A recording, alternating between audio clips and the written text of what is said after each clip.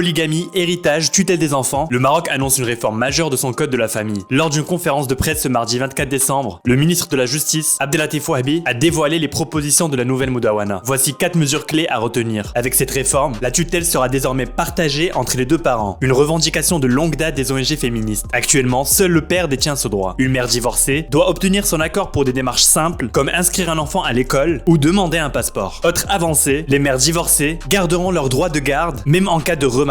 La polygamie n'est pas interdite, mais son accès est désormais fortement restreint. Dans le nouveau code, les femmes pourront refuser la polygamie dans leur contrat de mariage. Et même sans ce refus, elle ne sera autorisée que dans des cas très spécifiques, comme l'infertilité ou une maladie grave empêchant les rapports conjugaux. La réforme maintient l'âge minimum à 18 ans et limite strictement les dérogations, jusqu'ici souvent accordées aux seuls mineurs de 17 ans. Les règles actuelles, qui accordent aux femmes la moitié de l'héritage d'un homme, restent inchangées. Mais désormais, chacun pourra transmettre librement ses biens de son vivant aux héritières de son choix. Après plus de 2 ans de consultation, cette réforme, très revendiquée par les associations féministes, devra encore être validée par le Parlement.